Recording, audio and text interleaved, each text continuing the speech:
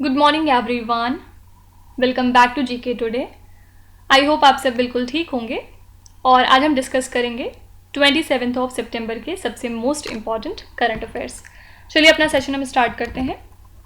First question है, the Chausath Yogini temple which was seen in the news recently is located in which state और the union territory. Chausath Yogini temple कौन से state में lie करता है, आपको ये बताना है। ये जो है मध्य प्रदेश में लाई करने वाला एक टेम्पल है और ऐसा माना जाता है कि इसने जो है ओल्ड इंडियन पार्लियामेंट के सर्कुलर पिलर्ड स्ट्रक्चर को इंस्पायर किया था और इसको बनवाया गया था 14th सेंचुरी में और ये डेडिकेटेड है 64 पावरफुल योगिनीज को और इसमें यूनिक आर्किटेक्चरल एलिमेंट्स आपको देखने को मिलेंगे, इंक्लूडिंग अ हाइपथ्रेल डिज़ाइन जिसमें कि कोई रूफ नहीं होता। ठीक है, तो जो ओल्ड पार्लियामेंट बिल्डिंग है हमारी, जिसको डिज़ाइन किया था British architects Lutyens and Baker ने, वो सर्व करती थी as the imperial legislative council during British rule और बाद में जाके ये हमारी कॉन्स्टिट्यूंट असेंबली बनी और लेटर ऑन पार्लियामेंट इंडिया का बना। ठीक है, तो बस सिंपली याद रखिएगा कि ये जो टेम्पल है ये मध्य प्रदेश में लाई करता है। इधर बीच बहुत सारे ऐसे टेम्पल्स थे जो न्यूज़ में थे, किस वजह से थे वो तो आपसे एग्जाम में नहीं पूछा जाएगा, लेकिन उनकी लोकेशन आपके लिए इंपॉर्टेंट हो जाती है, उनकी सबकी लोकेशन आपको ज़रूर याद रहनी चाहिए। चलिए एक बार क्विकली हम कुछ टेम्पल्स देख लेते हैं जो चर्चे में थे हाल फिलहाल। Hoysala temples which received UNESCO world heritage tag are located in which Indian state. Hoysala temples कहाँ पे लाई करते हैं, आपको ये बताना है। सबसे पहले किस वजह से चर्चे में है, क्योंकि यूनेस्को ने इनको ऑफिशियली ऐड कर लिया है अपने प्रेस्टिजियस वर्ल्ड हेरिटेज की लिस्ट में। और ये जो एंशिएंट टेम्पल्स हैं पहले ये यूनेस्को की टेंटेटिव लिस्ट में आया करते थे सिंस 2014 और अब इनको ग्लोबल रिकॉग्निशन मिल चुका है इनके एक्सेप्शनल कल्चरल और हिस्टोरिकल सिग्निफिकेंस के लिए। तो ये जो है लाई करता है कर्नाटका स्टेट में। ठीक है, which high court rule that caste will have no role to play in appointment of temple priest. ये स्टेटमेंट दिया था मद्रास हाई कोर्ट ने कुछ दिनों पहले, जिसमें इन्होंने ये बताया कि जो टेम्पल के प्रीस्ट हैं उनके अपॉइंटमेंट में कास्ट का कोई भी रोल नहीं होने वाला है। मतलब नो मैटर आपकी कास्ट क्या है, अगर आप सारी कंडीशंस को फुलफिल करते हैं तो आप टेम्पल के प्रीस्ट बन सकते हैं।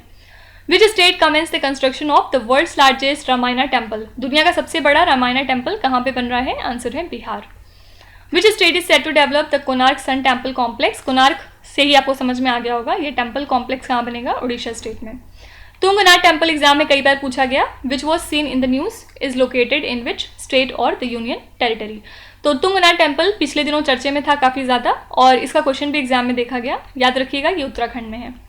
Kapileshwar temple which is set to be included in the Archaeological Survey of India's protected monument list is located in which Indian state.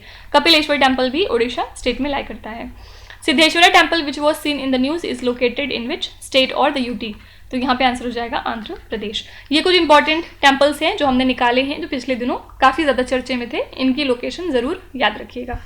Next question है, which Indian armed force conducted the operation सजग drill. Operation सजग drill जो है ये किस Indian armed force ने conduct किया हाल में, ये है इंडियन कोस्ट गार्ड। इन्होंने ऑपरेशन सजग को कंडक्ट किया है। ये एक तरह की आप कह सकते हैं कॉम्प्रिहेंसिव ड्रिल है वेस्टर्न कोस्ट में, जिसका एम है कोस्टल सिक्योरिटी को और ज़्यादा इन्हांस करना। ठीक है, ये जो ऑपरेशन सजग है ये हर मंथ कंडक्ट किया जाता है, जिससे कि जो कोस्टल सिक्योरिटी मेजर्स की इफेक्टिवनेस है उसको एग्जामिन किया जाता है और ऐसे एरियाज़ को आइडेंटिफाई करते हैं ये लोग जहाँ पे इम्प्रूवमेंट की ज़रूरत है। तो इसका फोकस सिंपली है कोस्टल सिक्योरिटी मैकेनिज्म के ऊपर, जहाँ पर फिशरमैन को भी कुछ अवेयर किया जाता है। ठीक है, तो ऑपरेशन सजग ड्रिल कंडक्ट करती है इंडियन कोस्ट गार्ड। यहाँ पे चलिए कुछ इंपॉर्टेंट एक्सरसाइजेज देखते हैं जो आजकल चर्चे में थे। फर्स्ट है यहाँ पे, exercise eagle partner is a joint military exercise between the USA and which other country. Exercise eagle partner जो है ये एक्सरसाइज है यूएसए और आर्मेनिया के बीच की। ठीक है, Varuna is the bilateral exercise between the navies of which countries. Varuna जो है इंडिया और फ्रांस के बीच में होती है। The Indian army and Indian air force conducted a joint training exercise named as what. तो हाल ही में इंडियन आर्मी और इंडियन एयरफोर्स ने एक ज्वाइंट ट्रेनिंग एक्सरसाइज कंडक्ट की है जिसका नाम है नभ शक्ति। Okay, which country is the host of multilateral tri service exercise जिसका नाम है ब्राइट स्टार 2-3। ये एक्सरसाइज किसने कंडक्ट की है, आंसर है इजिप्ट।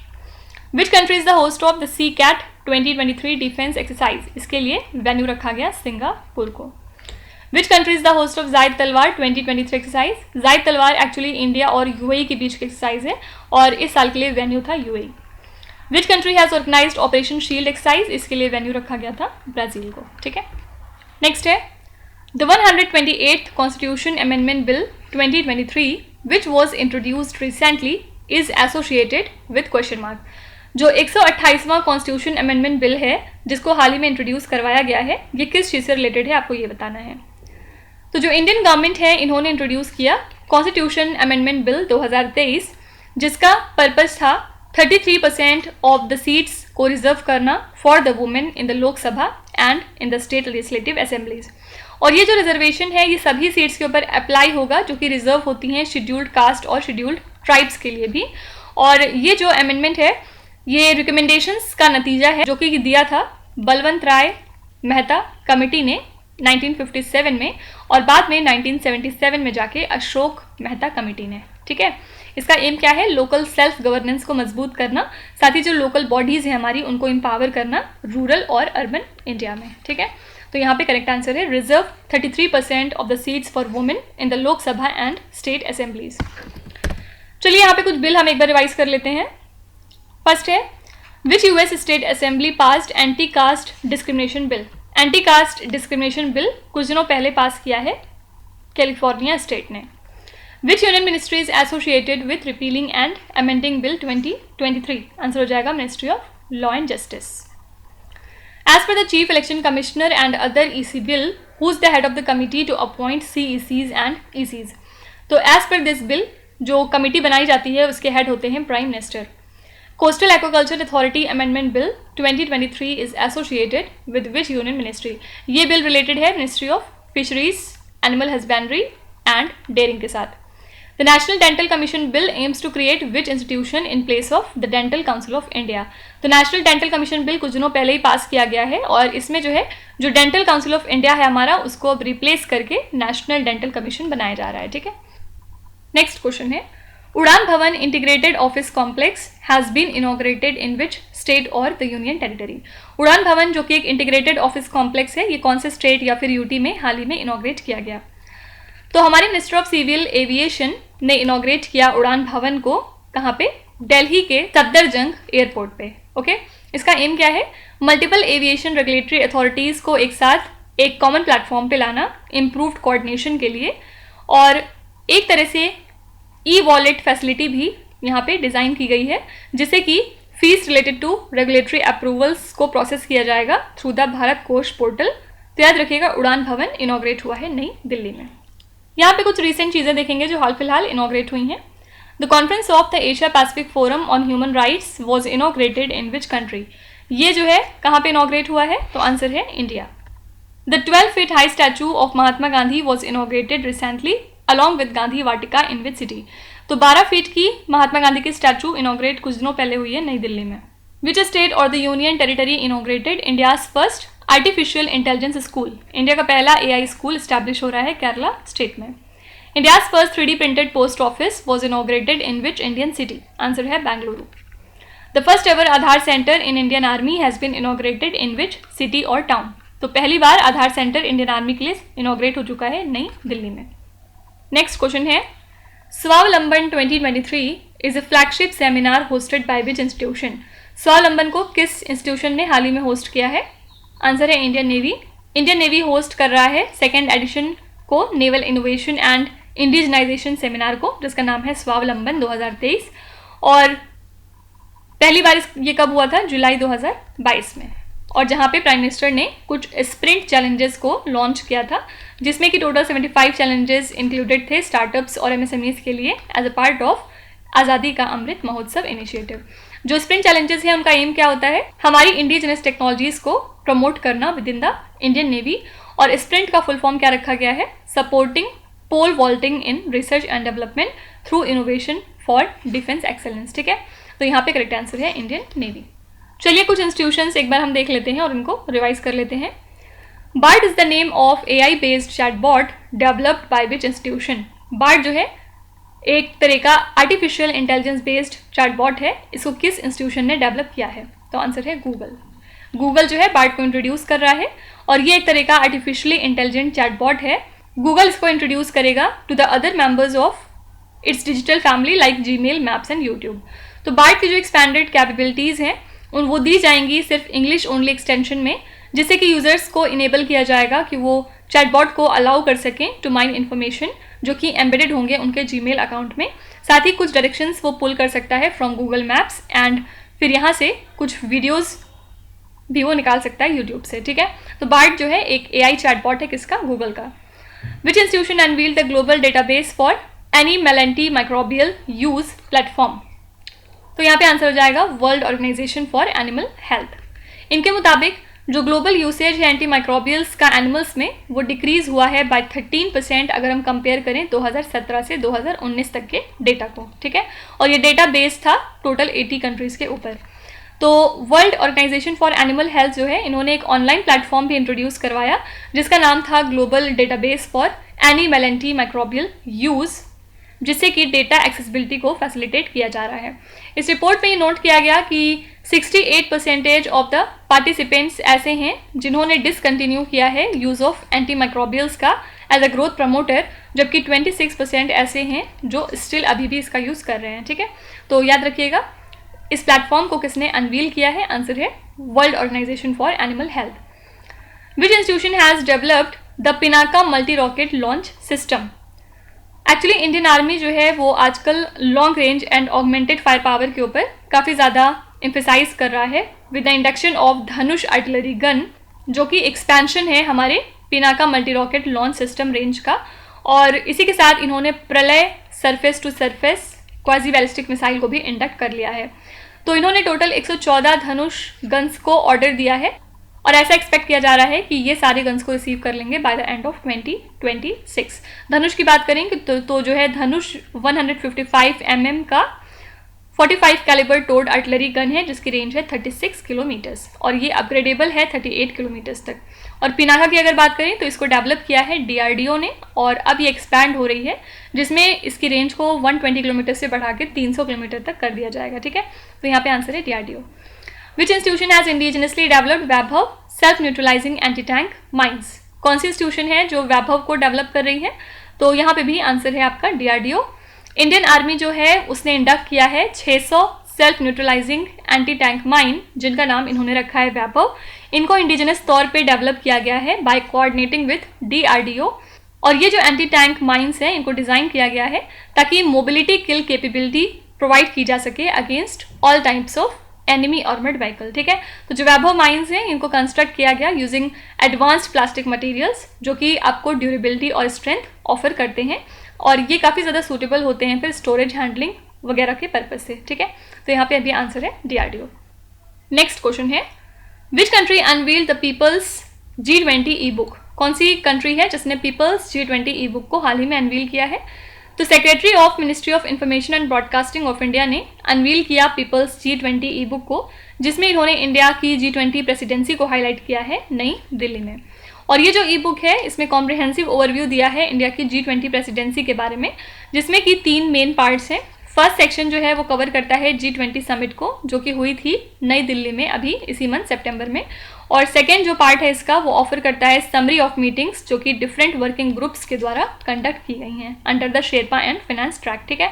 तो यहाँ पे करेक्ट आंसर है इंडिया ने अनवील किया है पीपल्स G20 ई बुक। चलिए कुछ इंटरनेशनल करंट अफेयर्स देख लेते हैं। India has partnered with which country to deploy 10,000 made in India electric buses across Indian cities? India ने किस कंट्री के साथ पार्टनरशिप करी है 10,000 made in India electric buses को डिप्लॉय करने के लिए इंडियन सिटीज़ के अंदर? तो ये कंट्री है USA। Which country or region parliament approve the critical raw materials act? ये जो एक्ट है ये पास किया है यूरोपियन पार्लियामेंट ने और रीज़न क्या है ऐसा करने के पीछे? तो यूरोपियन पार्लियामेंट ने ऐसा किया है ताकि जो यूरोपियन यूनियन का डिपेंडेंस है चाइना के ऊपर for critical minerals and metals वो कम हो सके क्योंकि ये जो मिनरल्स होते हैं वो इसेंशियल हैं ग्रीन टेक्नोलॉजीज़ के लिए, ठीक है।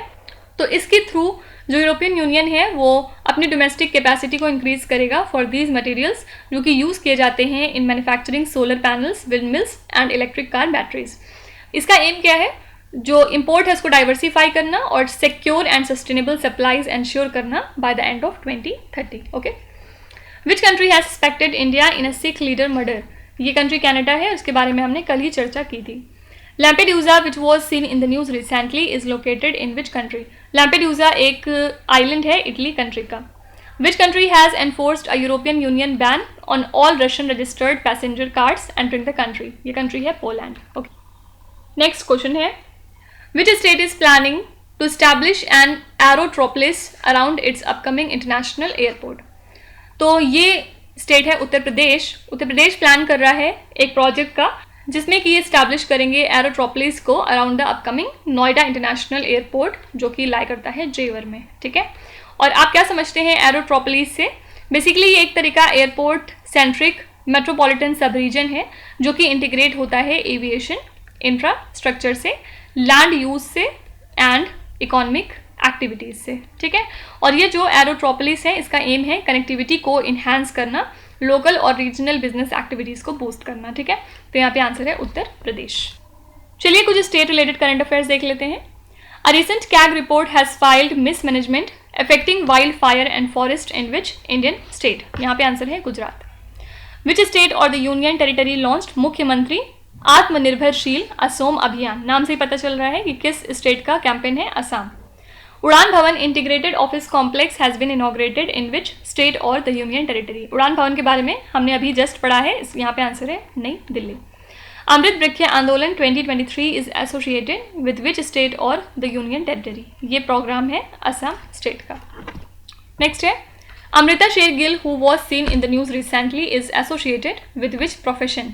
ये किस प्रोफेशन से जुड़ी हैं आपको ये बताना है। बेसिकली ये एक पेंटर है। किस वजह से चर्चे में है?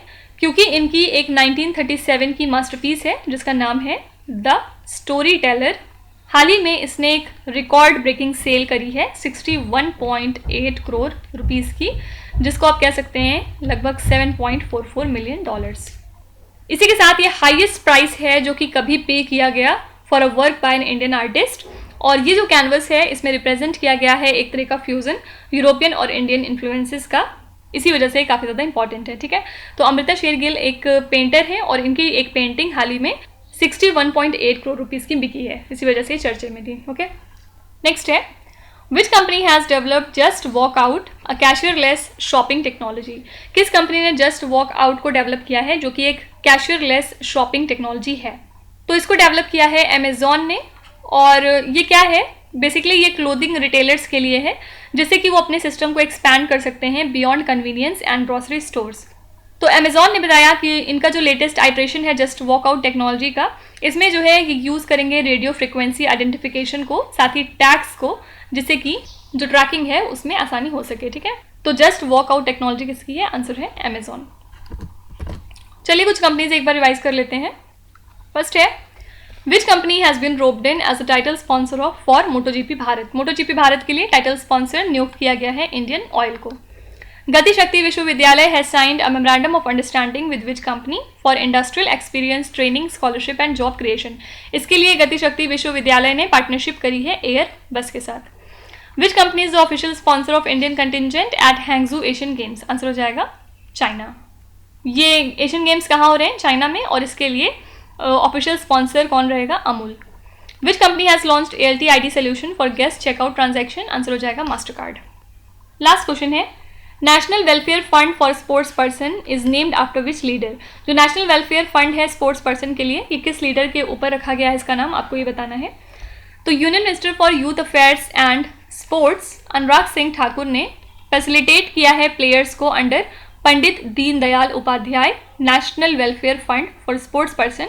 इस फंड को फॉर्मुलेट किया गया है जिससे कि स्पोर्ट्स पर्सन्स को मदद मिले अपनी फैमिलीज को सपोर्ट करने के लिए। और इसमें जो है स्पोर्ट्स इक्विपमेंट खरीद के दिए जाएंगे और ट्रेनिंग उनको प्रोवाइड की जाएगी। और अब तक 270 स्पोर्ट्स पर्सन ऐसे हैं जिनको सपोर्ट प्रोवाइड की जा चुकी है of around 8 crore 15 lakh rupees. ठीक है, तो यहाँ पे करेक्ट आंसर है पंडित दीनदयाल उपाध्याय। सारे लोग बताएंगे कि खेलो इंडिया वुमेन्स लीग का नाम पलट के अब क्या रख दिया गया है। इसके अलावा हाल ही में national institute of industrial engineering का नाम पलट के रख दिया गया है इंडियन इंस्टीट्यूट ऑफ मैनेजमेंट। ये कहाँ पे है? मुंबई में। ठीक है, तो ये सारी चीज़ें आप थोड़ा सा ध्यान में रखिएगा। तो इसी के साथ हमने आज के सभी इंपॉर्टेंट करंट अफेयर्स को यहाँ पे कवर कर लिया है। और अब हम चलेंगे हमारी क्विज पे, जहाँ पर आपको स्क्रीन पे 5 क्वेश्चंस दिखाई दे रहे होंगे। ये क्वेश्चंस ऑलरेडी हम कहीं ना कहीं डिस्कस कर चुके हैं, तो अब यहाँ पर आपकी टर्न है इनका आंसर बताने की। वीडियो को पॉज करिए और हर क्वेश्चन को ध्यान से पढ़िए इसमें से आपको जितने भी आते हैं आप उनका जवाब कमेंट्स में मेंशन कर सकते हैं, और जो नहीं आते उसके लिए बिल्कुल भी परेशान होने की ज़रूरत नहीं है। विथ टाइम डेफिनेटली आपका स्कोर इंप्रूव करेगा, बस आपको कंसिस्टेंट और परसिस्टेंट रहने की ज़रूरत है। So that's it for today. I hope you have like the session. आज का सेशन आपको कैसा लगा ज़रूर बताएगा कॉमेंट्स में। साथ ही साथ आपका कोई भी रिव्यू है, फीडबैक है या फिर सजेशन है तो वो भी आप हमें बता सकते हैं। हमें जानकर खुशी होगी और हम पूरी कोशिश करेंगे उसको इम्प्लीमेंट करने की। तो कल फिर हम मिलेंगे सेम टाइम सेम जगह, कल के करंट अफेयर्स के साथ। Till then stay tuned. Thank you so much for watching and please do not forget to subscribe to GK Today. With this, Meenuz Hadsana signing off.